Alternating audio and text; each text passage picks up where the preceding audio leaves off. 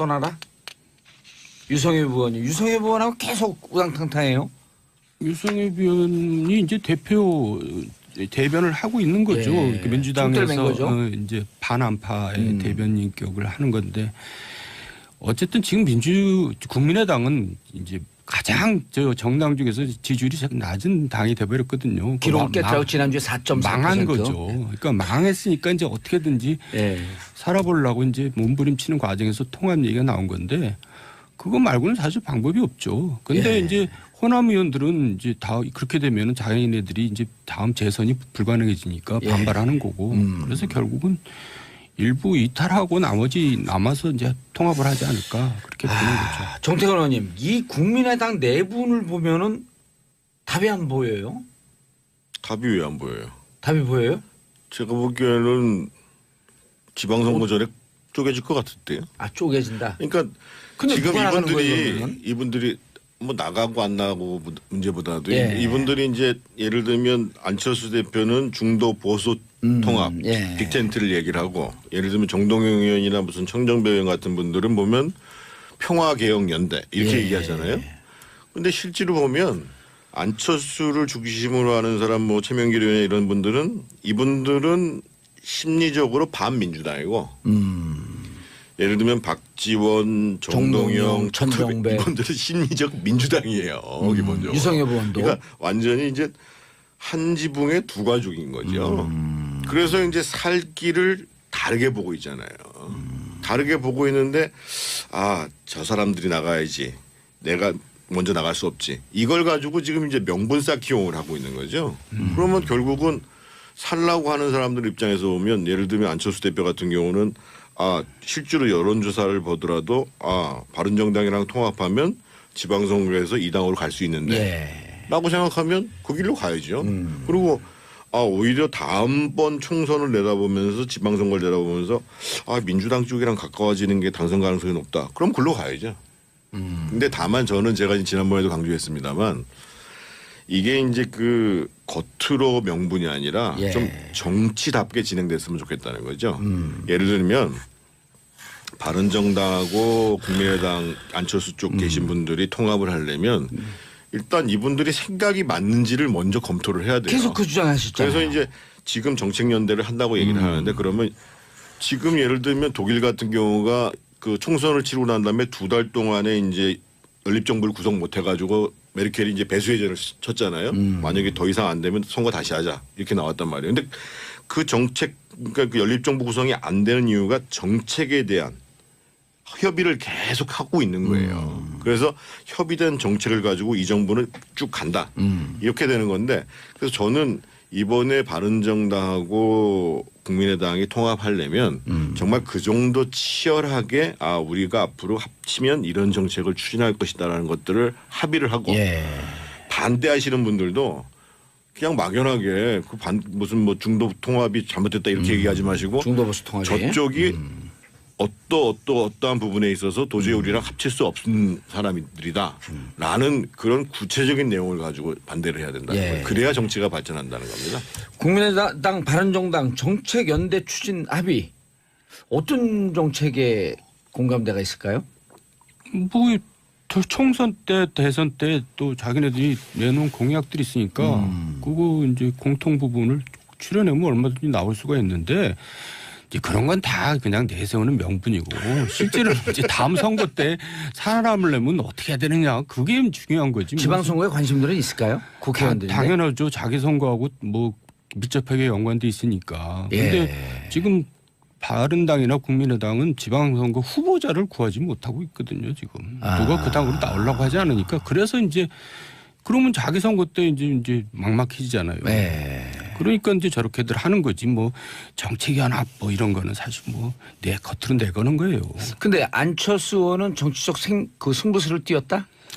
그렇죠. 갈 데가 없잖아요, 그분이 이제. 여태까지 뭐 여러 시도를 하고 된 게 하나도 없고 맨날 철수만 했는데 제가 볼 때 이번에 이제 마지막인지 또 할지 모르지만은 시도를 또 했는데 이번에 안 되면 이제 짐 싸야 되지 않나 싶어요. 그분도.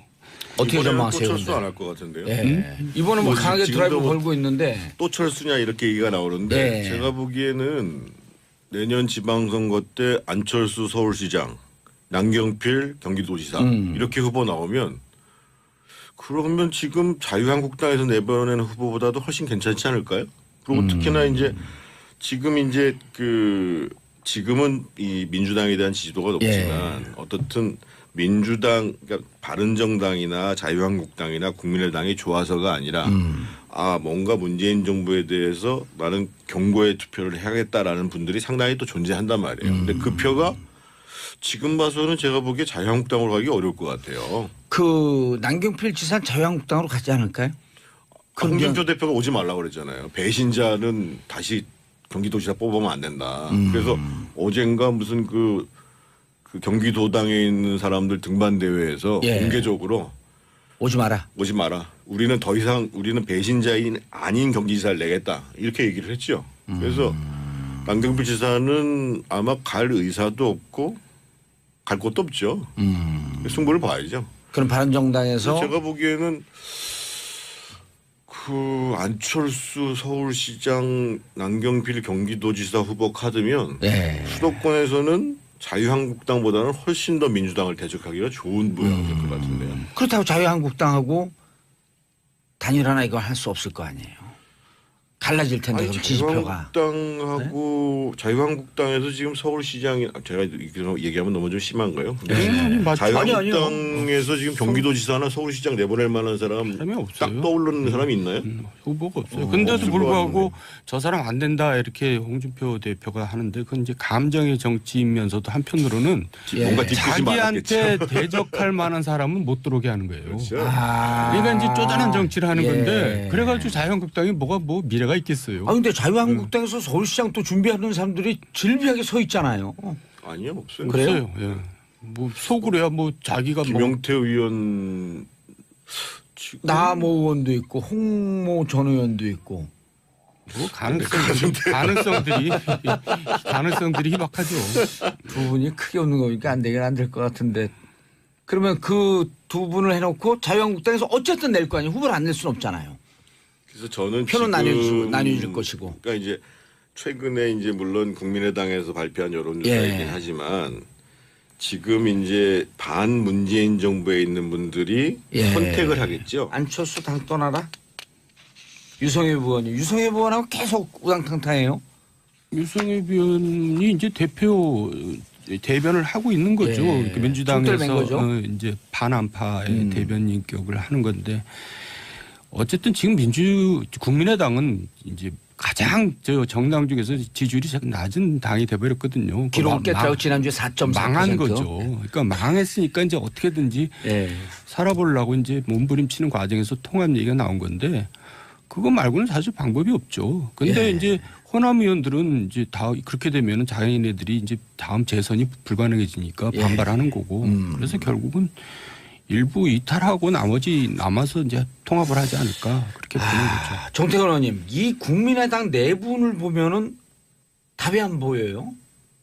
답이 왜 안 보여요? 답이 보여요? 제가 보기에는 지방선거 전에 쪼개질 것 같은데요.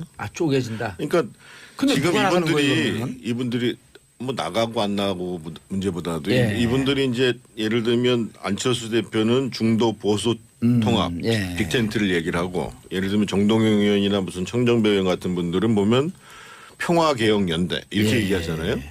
그런데 실제로 보면 안철수를 중심으로 하는 사람 뭐 최명길 의원 이런 분들은 이분들은 심리적으로 반민주당이고 예를 들면 박지원, 정동영, 천정배 이분들은 심리적 민주당이에요. 기본적으로. 유성엽 의원도. 그러니까 완전히 이제 한 지붕의 두 가족인 거죠. 그래서 이제 살 길을 다르게 보고 있잖아요. 다르게 보고 있는데 저 사람들이 나가야지. 내가 먼저 나갈 수 없지. 이걸 가지고 지금 이제 명분 쌓기용을 하고 있는 거죠. 그러면 결국은 살라고 하는 사람들 입장에서 보면 예를 들면 안철수 대표 같은 경우는 실제로 여론조사를 보더라도 바른정당이랑 통합하면 지방선거에서 2당으로 갈 수 있는데 라고 생각하면 그 길로 가야죠. 그리고 오히려 다음번 총선을 내다보면서 지방선거를 내다보면서 민주당 쪽이랑 가까워지는 게 당선 가능성이 높다. 그럼 글로 가야죠. 근데 다만 저는 제가 지난번에도 강조했습니다만 이게 이제 그 겉으로 명분이 아니라 예. 좀 정치답게 진행됐으면 좋겠다는 거죠. 예를 들면 바른정당하고 국민의당 안철수 쪽 계신 분들이 통합을 하려면 일단 이분들이 생각이 맞는지를 먼저 검토를 해야 돼요. 계속 그 주장하셨잖아요. 그래서 이제 지금 정책연대를 한다고 얘기를 하는데 그러면 지금 예를 들면 독일 같은 경우가 그 총선을 치르고 난 다음에 2달 동안에 이제 연립정부를 구성 못 해가지고 메르켈이 이제 배수혜전을 쳤잖아요. 만약에 더 이상 안 되면 선거 다시 하자 이렇게 나왔단 말이에요. 근데 그 정책 그러니까 그 연립정부 구성이 안 되는 이유가 정책에 대한 협의를 계속 하고 있는 거예요. 그래서 협의된 정책을 가지고 이 정부는 쭉 간다. 이렇게 되는 건데 그래서 저는 이번에 바른정당하고 국민의당이 통합하려면 정말 그 정도 치열하게 우리가 앞으로 합치면 이런 정책을 추진할 것이다라는 것들을 합의를 하고 예.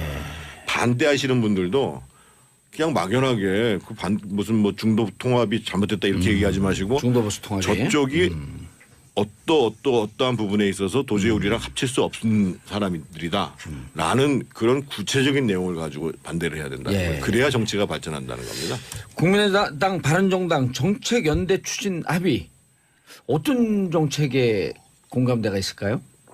뭐 총선 때 대선 때 또 자기네들이 내놓은 공약들이 있으니까 그거 이제 공통 부분을 추려내면 얼마든지 나올 수가 있는데 이제 그런 건 다 그냥 내세우는 명분이고 실제로 이제 다음 선거 때 살아남으려면 어떻게 해야 되느냐 그게 중요한 거지. 지방선거에 관심들은 있을까요? 국회의원들이 당연하죠. 자기 선거하고 뭐 밀접하게 연관돼 있으니까. 근데 예. 지금 바른당이나 국민의당은 지방선거 후보자를 구하지 못하고 있거든요. 지금 누가 그 당으로 나오려고 하지 않으니까 그래서 이제 그러면 자기 선거 때 이제 막막해지잖아요. 네. 그러니까 이제 저렇게들 하는 거지 뭐 정책연합 뭐 이런 거는 사실 뭐 내 겉으로 내거는 거예요.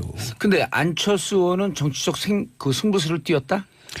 그렇죠. 갈데 없잖아요, 그분이 이제. 여태까지 뭐 여러 시도를 하고 된 게 하나도 없고 맨날 철수만 했는데 제가 볼 때 이번에 이제 마지막인지 또 할지 모르지만은 시도를 또 했는데 이번에 안 되면 이제 짐 싸야 되지 않나 싶어요. 그분도. 어떻게 이번에는 전망하세요? 또 철수 근데? 안 할 것 같은데요. 예. 이번에 뭐 강하게 지금도 드라이브 뭐 걸고 있는데 또 철수냐 이렇게 얘기가 나오는데 예. 제가 보기에는 내년 지방선거 때 안철수 서울시장, 남경필 경기도지사 이렇게 후보 나오면 그러면 지금 자유한국당에서 내보내는 후보보다도 훨씬 괜찮지 않을까요?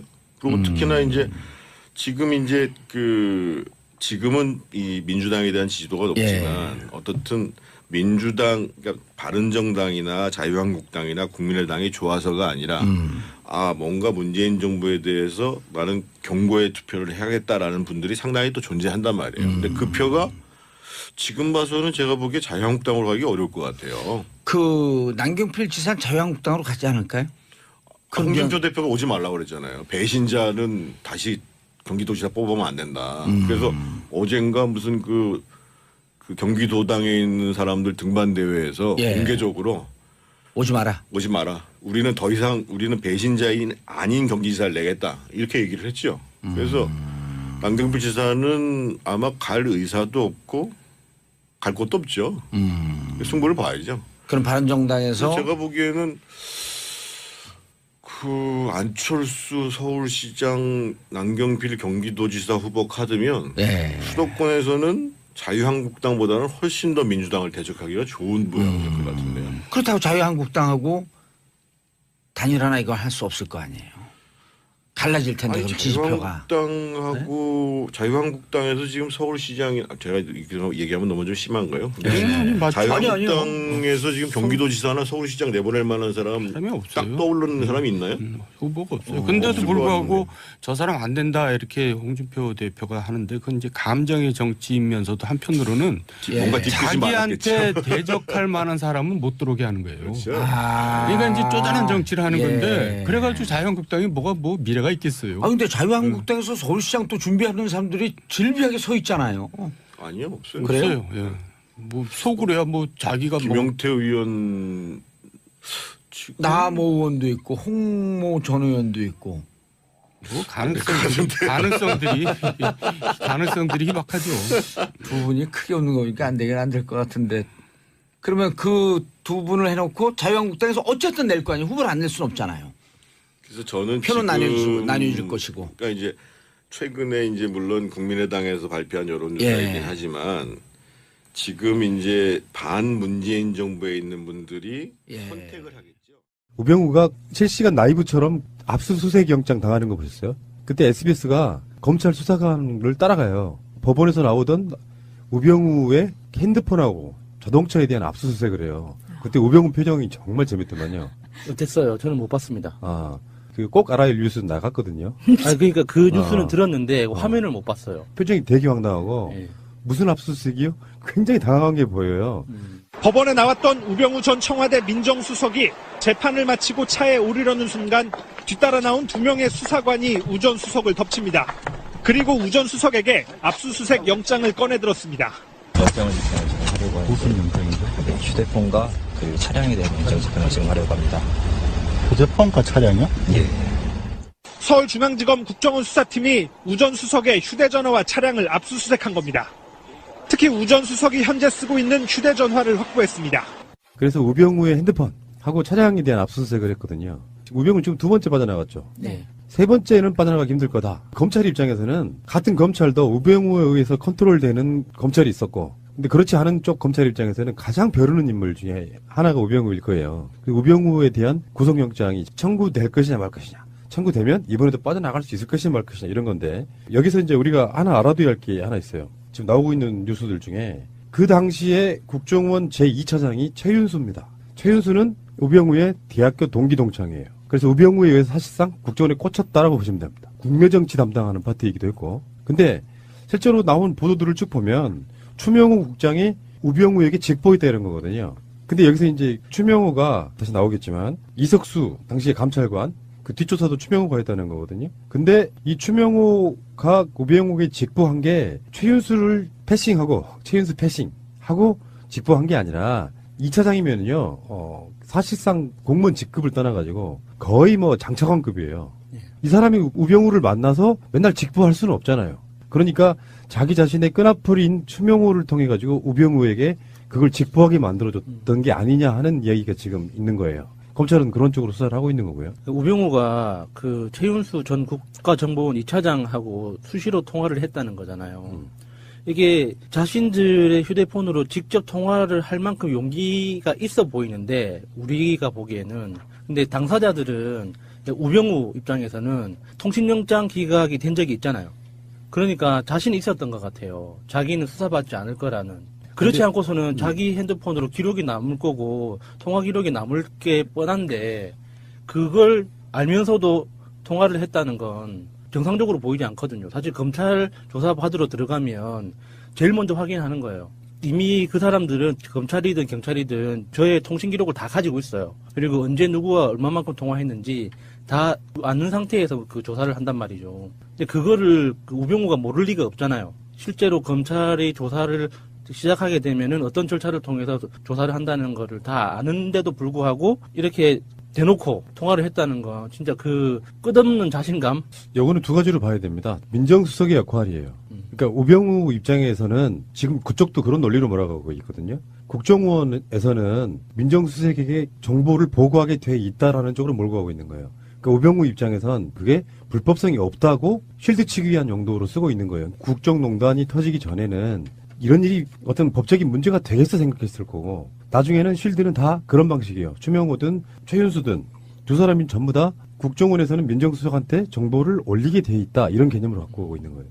그러니까 민정수석 직책이 있을 그 당시에는 그랬다 치더라도 지금 청와대를 나와서까지 계속 그렇게 부지런하게 서로 통화를 하는 건 뭐 특별히 친했다든가 사랑하는 동기였다든가 뭐 그런 거가요? 그러면 어떻게 받아들여야 돼요? 이게 전체 사건에서 서로 혐의를 받고 있는 당사자들이 이렇게 서로 통화하는 건 누가 봐도 의심스러운 거잖아요. 그리고 우병우가 전화가 한 대였을 리가 없잖아요. 얼마 전에 국정원 변호사 자살했다고 발표된 변호사. 그 변호사도 투지폰이 2개, 스마트폰 하나였다고 하니까 우병우는 뭐 최소 5대라고 해도 놀랄 만한 일이 아닐 것 같아요. 재밌는 점은 최은수 2차장의 와이프가 KBS 황수경 아나운서네요. 열린 음악회. 근데 이 우병우의 생각은 이래요. 페이스북에 우병우가 글을 쓰는데 압수수색 당하고 나서 바로 썼어요. 이렇게 썼네요. 오늘 휴대폰을 압수수색 당했습니다. 너무 갑작스럽게 압수를 당한 것이 황당했지만 어차피 죄가 없는 사람의 것을 압수수색해봐야 아무것도 나오지 않을 것이니 걱정이 없습니다. 다만 제 휴대폰에 자료를 조작하여 임의로 넣을 것이 걱정되는군요. 마치 태블릿 PC 조작처럼 말입니다. 요렇게 지금 생각을 하고 있어요. 근데 우병우 본인 계정 맞습니까? 네, 맞습니다. 이거는 우병우가 페이스북 활동을 안 하다가 이번 올해 2017년도에 들었으면서 자기에 관련된 사건이 벌어지면서 계속 여기에 페이스북에 자기의 생각을 올리고 있어요. 그래요? 내가 여러분들에게 항상 드리는 말씀인데 SNS는 인생의 낭비예요. SNS를 정말 딱 목적에만 쓰기가 굉장히 힘들어요. 어쩔 때는 SNS 중독 현상이 나타나고 네. 그러다 보면 꼭 무리수를 두게 돼서 요즘에 웬만한 그 설화들은 대부분 다 SNS를 통해서 나와요. SNS는 하지 마시기를 강력히 권해드려봐요. 이게 도움이 안 돼요, 본인한테. 저도 사업하는 친구들한테 그렇게 조언을 합니다. SNS를 하려면 좋은 말만 해라. 그 좋은 말 외에 다른 이야기는 절대 하지 말라고. 그런데 그 최윤수 2차장이 문체부의 블랙리스트를 직접 내리꽂았다. 청와대를 거치지 않고 직거래 무슨 뭐 인터넷 상거래도 아니고 그러니까 국정원에서 2차장이 문체부에다가 청와대 거치지 않고 바로 블랙리스트를 했다. 그러니까 다들 알고 있었다는 뜻이죠. 당연히 그렇게 해도 된다는 걸 서로 암묵적으로 알고 있었다는 뜻밖에 안 되는 거죠. 국정원과 청와대가 하나이지 않고 둘이 돼 둘이지 않은 국정원 마음대로 이런 것들을 해도 크게 문제가 되지 않는 그런 상황이었던 거죠. 청와대가 있기나 했었던 건지 궁금하기도 하고요. 국정원이 블랙리스트를 이렇게 문체부에다 직접 내릴 정도면 국정원이란 존재가 이렇게 정책 결정하고 뭔가를 하는 집단이 아니잖아요. 정보 수집 집단이고 스파이 집단인데 문체부에다 직접 명령을 내린다? 이거는 거의 뭐 청와대가 있기는 하되 유명무실한 청와대였다는 걸 반증해 주는 거라고 봐요. 이렇게 볼 수도 있겠죠. 처음에 시작할 때는 앞으로는요 청와대 거치지 말고 국정원에 물어보세요. 그렇게 시작되면서 거래가 시작되는 거잖아요. 지금 최윤수가 부산 고검 차장을 지내다가 국정원 2차장으로 취임할 무렵 이게 2016년 2월 달입니다. 문화체육관광부에 직접 문화예술 블랙리스트 명단을 전달하기 시작했는데 그 전에는 국정원이 작성한 명단이 청와대를 통해서 문체부에 전달되는 방식이었어요. 국정원이 청와대에 올리면 청와대가 문체부에 전달을 했는데 최윤수가 취임하던 그 2월부터는 문체부가 먼저 사업을 진행하기 전에 국정원에다가 명단을 보내요. 그러면 국정원이 얘 안 돼 해서 그 명단을 배제시키고 사업 이 사람들은 시켜줘 이런 거 있잖아. 지원금 같은 거 내려보낼 때 그런 방식이었다고 해요. 그래서 문체부가 청와대에서 보낸 명단은 B 그리고 국정원에서 보낸 명단은 K로 표시를 해서 관리를 했대요. 당시 이 업무를 했던 문체부 직원들은 마음이 불안하지 않았을까요? 이런 일을 하면서도. 일단은 신원조의 개념이 아니었을까? 그래도 그 문체부 직원 중에서도 이러면 안 된다고 우려를 표하고 이렇게 항명이라기에는 좀 약하지만 좀 이렇게 반론을 제기했던 사람도 있었는데 묵살당하긴 했지만 그 반론을 제기했다고 하잖아요. 분명히 이게 불법성을 알고 있었다는 뜻인데 아무리 공무원들이 시키면 시키는 대로 한다지만 좀 불편하지 않았을까 하는 생각이 들어요. 시키면 시키는 대로 하면서 이게 불법적인 게 돼서 내가 처벌받을 거야 라는 위험성보다 지금 당장 나한테 오는 어떤 달콤함이 더 컸겠죠. 상대적으로. 그러면 그 불법성이 희석이 되죠. 나한테 오는 이득으로 인해서 돈이 온다든지 지위가 온다든지 그랬을 경우에는 무시가 되는 게 사실은 통상적이에요. 그런 부분들이. 아마도 이 담당자들은 대부분 알고 있었을 거예요. 이게 불법적인 거라는 걸. 모르고 있으면 이거는 바보죠. 원칙적으로 누가 처음부터 아주 유력한 사람이 그렇게 해도 돼라는 걸 심어줬기 때문에 가능해지는 일이잖아요. 불법적인 걸 알고 있었다면. 그럼 그게 누구였을까? 뭐 조윤선이었을까? 그 문체부로만 가도 다 마찬가지겠죠. 사실은 정말 바보들이어서 이렇게 시키면 영혼 없이 그냥 했을 수도 있다고 생각이 들거든요. 네, 아마 이게 청와대에서 직접 내려오는 B라고 표시된 문건, 국정원에서 직접 내려오는 K라는 표시된 문건이 두 라인이 쭉 내려온다고 봤을 때 이 문건들을 봤거나 아니면 지시를 받는 입장에서는 야, 이게 청와대의 뜻이고 국정원의 뜻이야. 이건 어길 수 없어라고 생각을 했을 거예요. 불법인 거는 알지만 아마도 그랬을 거고요. 그 안에서 좀 고위직책에 있는 애들은 당연히 당근 때문에 그걸 따라갔을 거고요. 이게 뭐 청와대에서 직접 내려온 건데 뭐 이거 항명할 수가 없는 상황이잖아요. 대부분은. 대통령이 내렸다? 와, 대통령이 직접 지시 내렸는데 나 이거 한 방에 가는 거야. 그 그 사람 아직도 있어요? 이 말이 나오니까. 자, 그런데 오늘이요, 이석수 전 청와대 특별감찰관이 감찰에 방해받은 정황들을 증언했는데요. 우병우 당시 수석이 감찰권을 남용했고 형사처벌을 압박했다 이렇게 증언했고요. 원래 이게 특별감찰관 개념이 어떤 쪽에 가까우냐면은 약간 공수처의 다른 버전에 가까운 개념이에요. 청와대의 비위 사실이라든지 이런 것들에 대해서 박근혜가 공약해서 나름대로 만들었던 그런 기관이고, 그래서 이게 청와대에 있지도 않았어요. 사무실이 청와대 밖에 있었지. 그러다가 이석수 입장에서는 최순실이라든지 우병우라든지 여러 가지 그 청와대에 근무하는 자들이나 박근혜 측근들이 얼만큼 뭔가 불법적인 걸 하고 있는지에 대한 조사를 하다가 우병우 뒷조사라는 표현이 그럴 거죠. 감찰이라고 하는 게 맞겠죠. 우병우 감찰하다 보니까 드러난 것들이 많았다 보니까 우병우 입장에서는 괘씸한 새끼. 그러면서 우병우가 이석수를 또 뒷조사하게 만들잖아요. 국정원 직원을 통해 가지고. 근데 그 당시에 감찰했던 내용들 중에 우병우 아들의 병역 그 보직 특혜 여기에 대해서 특혜가 맞다. 뭐 이렇게까지 증언을 했네요. 우병우 아들 그 특혜의 디테일은 많이 알려져 있잖아요. 핸들링이 좋았다. 이런 것부터 시작해서 코너링이 왜 이래? 핸들링. 죄송합니다. 그 코너링이 좋았다.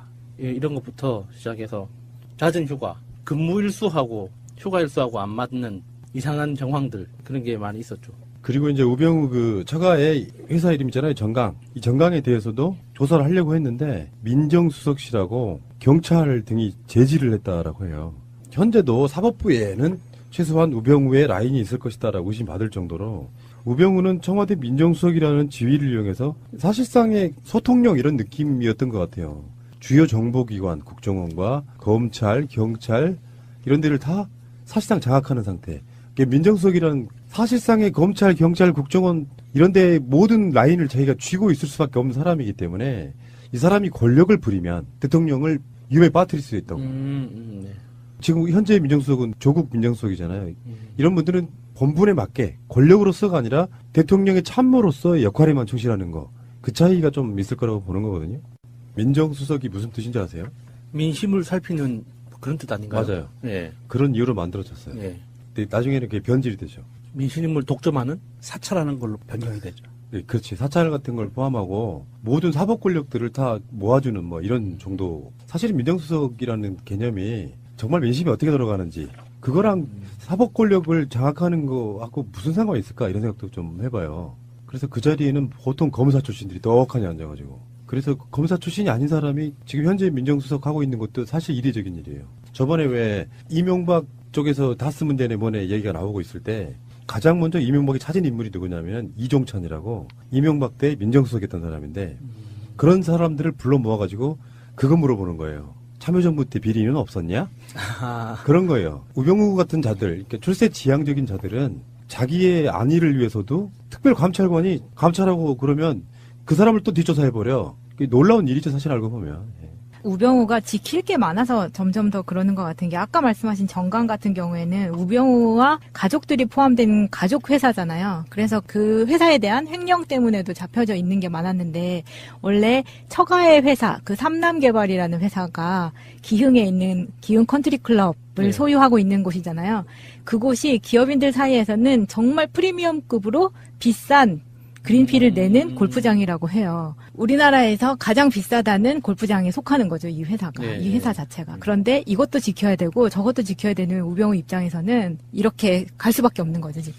그러니까 정몽준 등 재벌 출신들을 제외하고는요. 역대 공직자 중에 가장 재산이 많은 사람이 우병우예요. 그러니까 반대로 말하면 그게 뭐가 아쉽겠냐 하지만 반대로 말하면 지킬 것도 많은 거죠. 그러니까 우병우가 원래 우병우 집안 자체가 돈이 많아서 이렇게 내 거였다면 상관없죠. 조금 뜯기더라도 여기까지만 이게 뜯기고 팔 한쪽 내주고 나머지는 몸통을 가져가자 이렇게 할 수가 있는데 사실 일종의 대릴사회잖아요. 네. 어린 나이에 사법고시 합격해서 일찍 출세 가도를 달렸기 때문에 그 장인어른 눈에 띄어가지고 이 발탁된 사회잖아요. 그러니까 자기 임무를 해야 되는 거죠. 남자로서의 어떤 좀 씁쓸함 같은 것도 느껴져요. 이렇게 고단한 삶을 살고 있는 사람. 한 번도 자기 인생을 살지 못하는 그런 느낌도 있어요. 우병우의 국정농단의 핵심은 막 빠져나갔지만 자기 자신의 장모와 최순실과의 친분관계. 우병우는 노무현 대통령 수사하는 라인 중에 하나였었고, 그래서 이제 그런 얘기를 했냐 안 했냐도 지만 당신은 지금부터는 전직 대통령이 아닙니다. 뭐 했다는 게 우병우의 말이라고 알려져 있잖아요. 그러다가 뭐 사법고시도 막 소년급제할 정도로 빨리 합격하고 그러면서 가장 동기 중에 빠르게 치고 나갔던 사람인데, 예. 근데 노무현 대통령이 돌아가심으로써 사실 우병우의 출세 가도에 빨간불이 켜져요.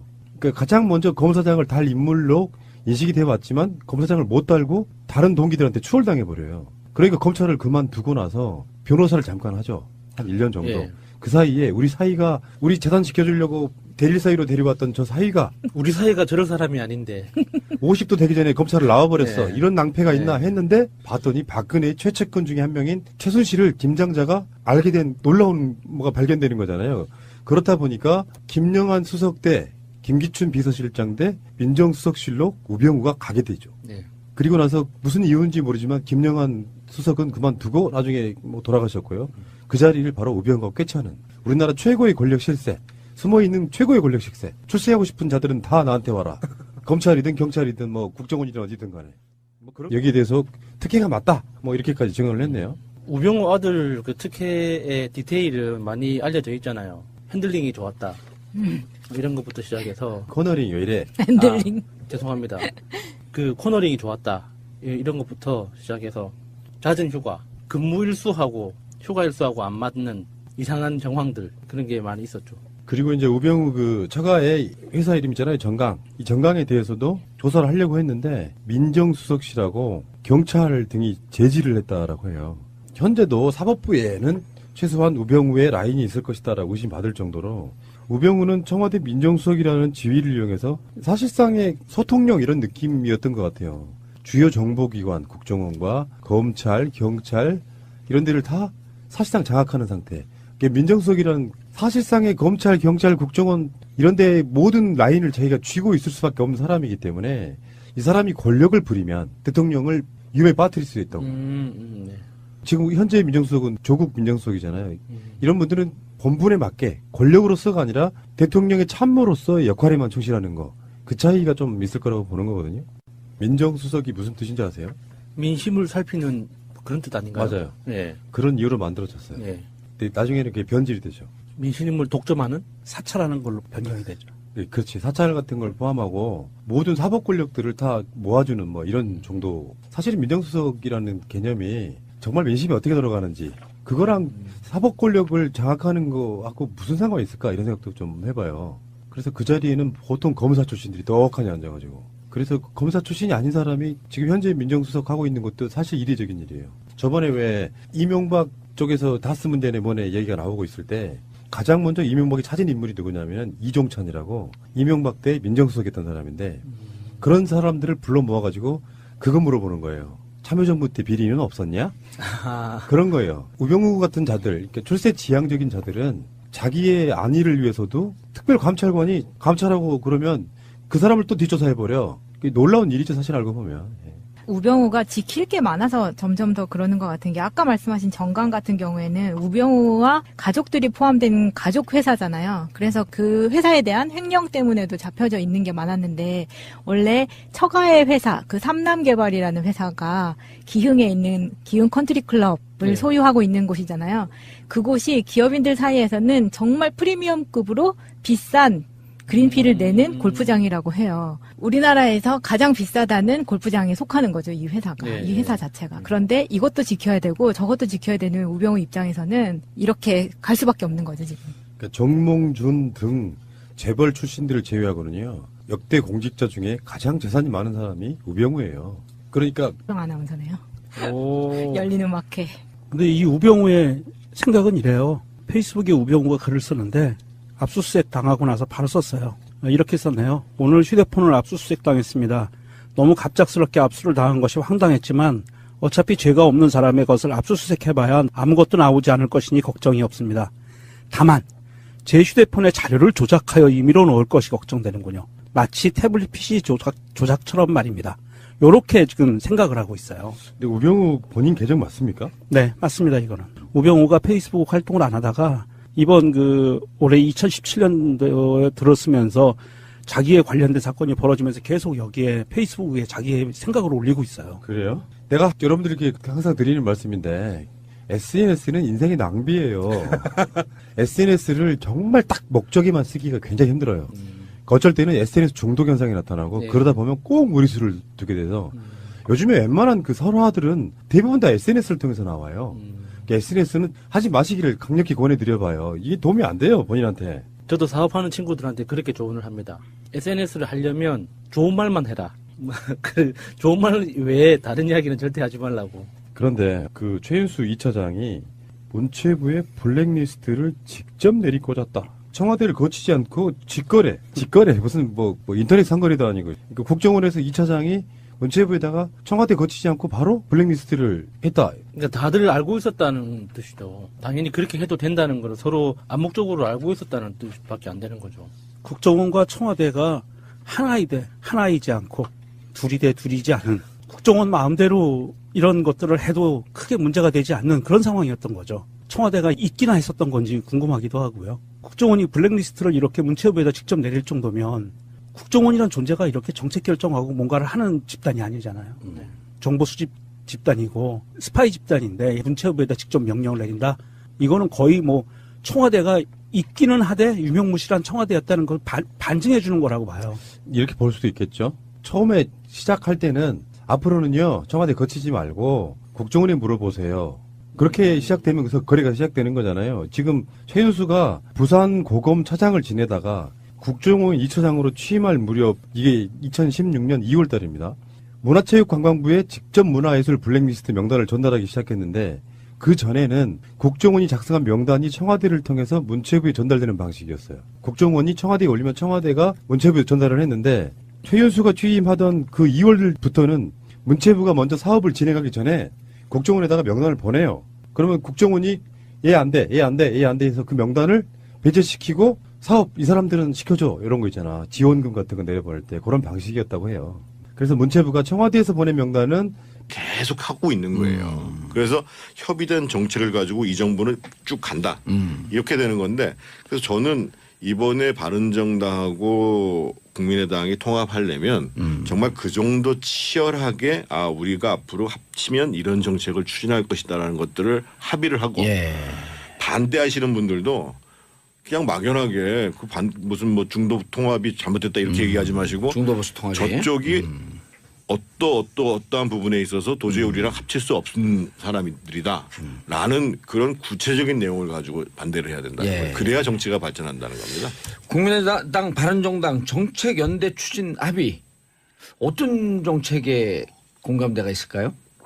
뭐 총선 때 대선 때 또 자기네들이 내놓은 공약들이 있으니까 그거 이제 공통 부분을 출연하면 얼마든지 나올 수가 있는데 이제 그런 건 다 그냥 내세우는 명분이고 실제로 이제 다음 선거 때 살아남을 내면 어떻게 해야 되느냐 그게 중요한 거지. 지방선거에 관심들은 있을까요? 국회의원들인데. 당연하죠. 자기 선거하고 뭐 밀접하게 연관돼 있으니까. 그런데 지금 바른당이나 국민의당은 지방선거 후보자를 구하지 못하고 있거든요. 지금 누가 그 당으로 나오려고 하지 않으니까 그래서 이제 그러면 자기 선거 때 이제 막막해지잖아요. 그러니까 이제 저렇게들 하는 거지 뭐 정책연합 뭐 이런 거는 사실 뭐 내 겉으로 내거는 거예요. 근데 안철수 의원은 정치적 승부수를 띄웠다? 그렇죠. 갈 데가 없잖아요, 그분이 이제. 여태까지 뭐 여러 시도를 하고 된 게 하나도 없고 맨날 철수만 했는데 제가 볼 때 이번에 이제 마지막인지 또 할지 모르지만은 시도를 또 했는데 이번에 안 되면 이제 짐 싸야 되지 않나 싶어요. 그분도. 어떻게 전망하세요? 또 철수 안 할 것 같은데요. 이번은 뭐 강하게 드라이브 뭐 걸고 있는데 또 철수냐 이렇게 얘기가 나오는데 제가 보기에는 내년 지방선거 때 안철수 서울시장, 남경필 경기도지사 이렇게 후보 나오면 그러면 지금 자유한국당에서 내보내는 후보보다도 훨씬 괜찮지 않을까요? 그리고 특히나 이제 지금 이제 지금은 이 민주당에 대한 지지도가 높지만 어떻든 민주당, 그러니까 바른정당이나 자유한국당이나 국민의당이 좋아서가 아니라 뭔가 문재인 정부에 대해서 나는 경고의 투표를 해야겠다라는 분들이 상당히 또 존재한단 말이에요. 근데 그 표가 지금 봐서는 제가 보기에 자유한국당으로 가기 어려울 것 같아요. 그 남경필 지사는 자유한국당으로 가지 않을까요?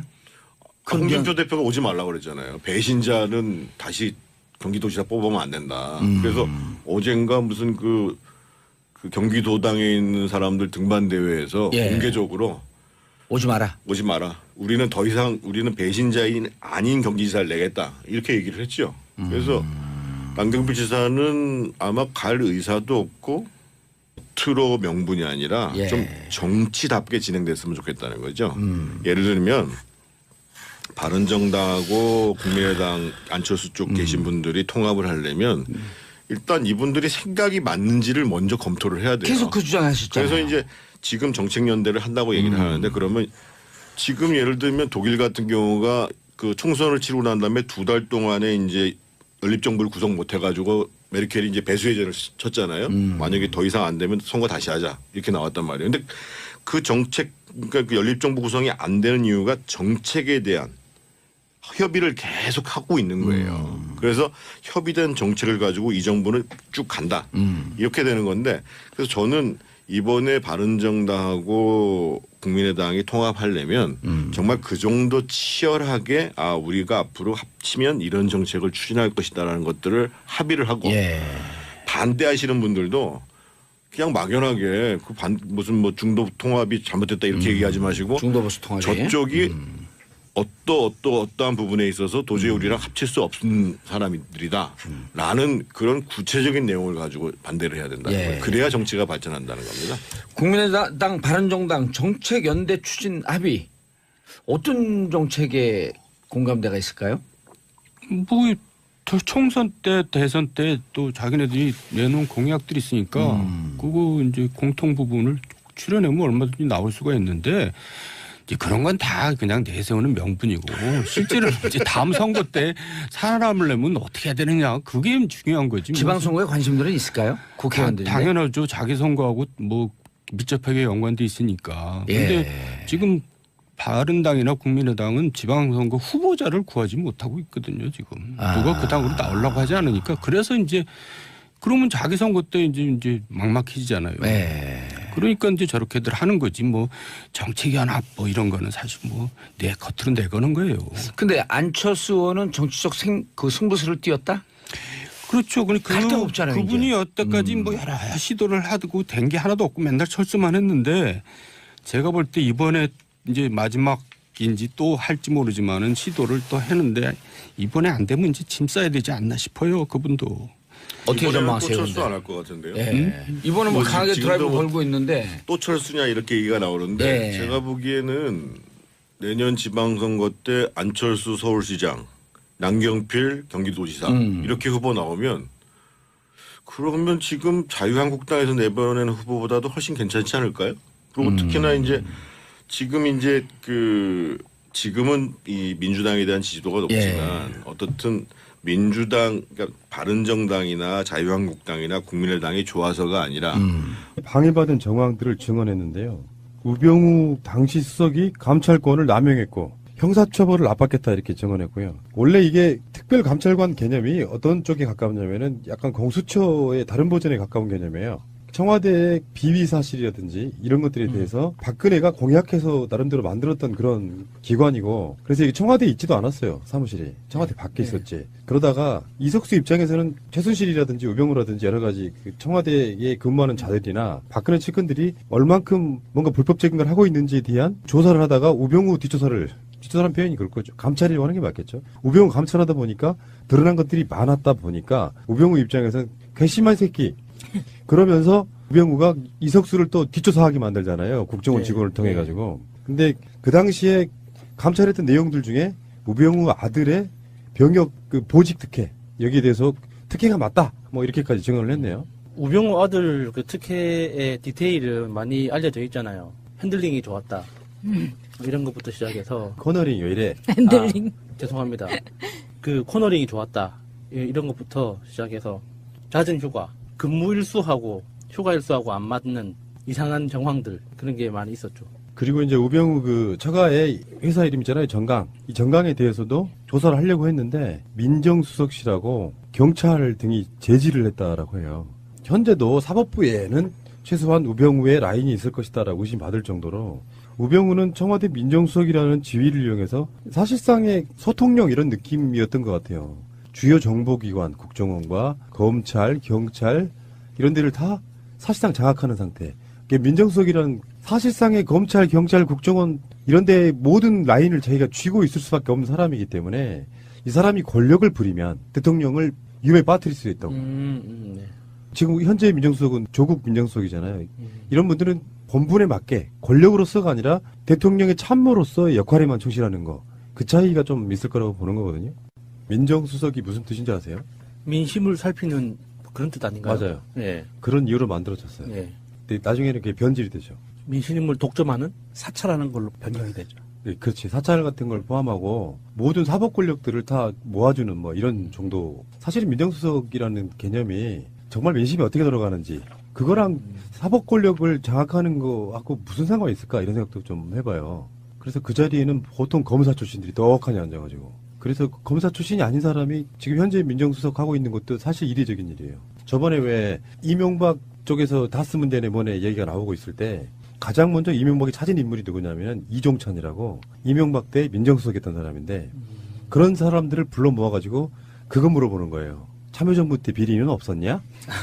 그런 거예요. 우병우 같은 자들. 이렇게 준비하게 서 있잖아요. 아니요, 없어요. 그래요? 예. 뭐 속으로야 뭐 자기가 김용태 의원 지금 나모 의원도 있고 홍모 전 의원도 있고 뭐 가능성들이 희박하죠. 두 분이 크게 없는 거니까 안 되긴 안 될 것 같은데 그러면 그 두 분을 해놓고 자유한국당에서 어쨌든 낼 거 아니에요. 후보를 안 낼 수는 없잖아요.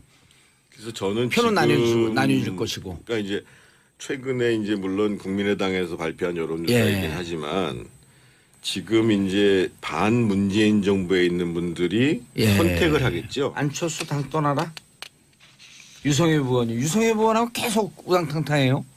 유성엽 의원이 이제 대변을 하고 있는 거죠. 예. 그러니까 민주당에서 총대를 맨 거죠. 이제 반안파의 대변 인격을 하는 건데 어쨌든 지금 국민의당은 이제 가장 정당 중에서 지지율이 낮은 당이 돼버렸거든요. 기록을 깨뜨리고 지난주에 4.4%. 망한 거죠. 그러니까 망했으니까 이제 어떻게든지 예. 살아보려고 이제 몸부림치는 과정에서 통합 얘기가 나온 건데 그거 말고는 사실 방법이 없죠. 근데 예. 이제 호남 의원들은 이제 다 그렇게 되면은 자기네들이 이제 다음 재선이 불가능해지니까 예. 반발하는 거고 그래서 결국은 일부 이탈하고 나머지 남아서 이제 통합을 하지 않을까 그렇게 보는 거죠. 정태근 의원님, 이 국민의당 내분을 보면은 답이 안 보여요?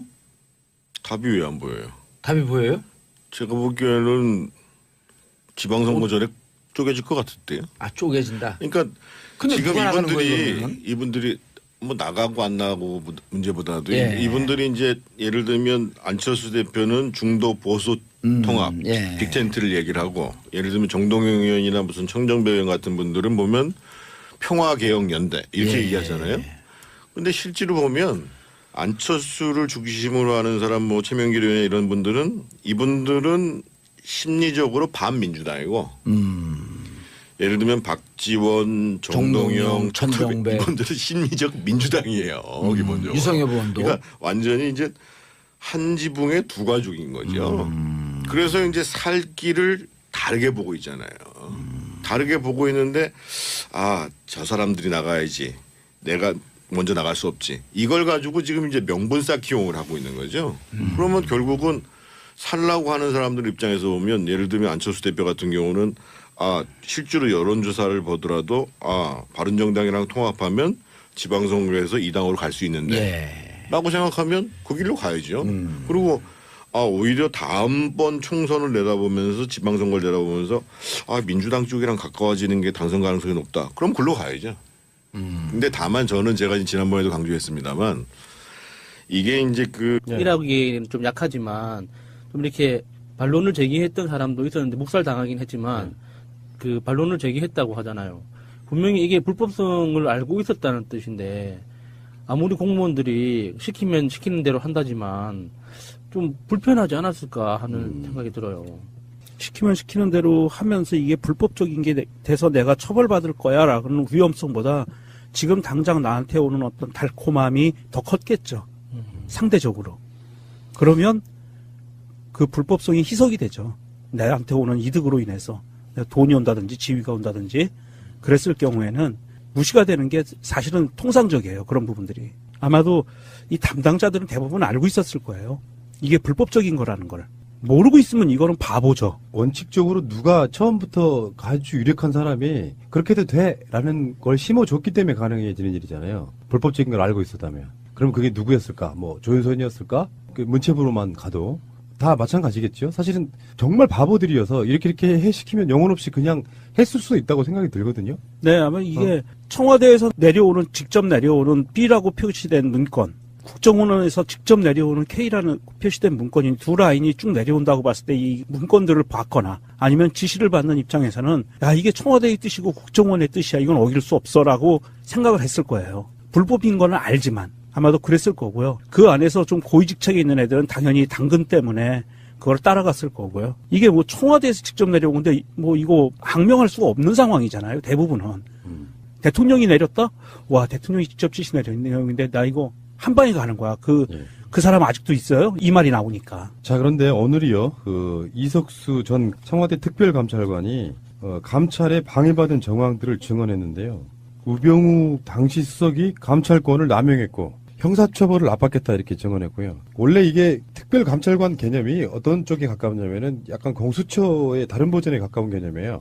청와대의 비위 사실이라든지 이런 것들에 대해서 박근혜가 공약해서 나름대로 만들었던 그런 기관이고 그래서 이게 청와대에 있지도 않았어요. 사무실이. 청와대 밖에 있었지. 그러다가 이석수 입장에서는 최순실이라든지 우병우라든지 여러 가지 그 청와대에 근무하는 자들이나 박근혜 측근들이 얼만큼 뭔가 불법적인 걸 하고 있는지에 대한 조사를 하다가 우병우 뒷조사라는 표현이 그럴 거죠. 감찰이라고 하는 게 맞겠죠. 우병우 감찰하다 보니까 드러난 것들이 많았다 보니까 우병우 입장에서는 괘씸한 새끼 그러면서 우병우가 이석수를 또 뒷조사하게 만들잖아요. 국정원 직원을 통해 가지고. 근데 그 당시에 감찰했던 내용들 중에 우병우 아들의 병역 그 보직 특혜 여기에 대해서 특혜가 맞다. 뭐 이렇게까지 증언을 했네요.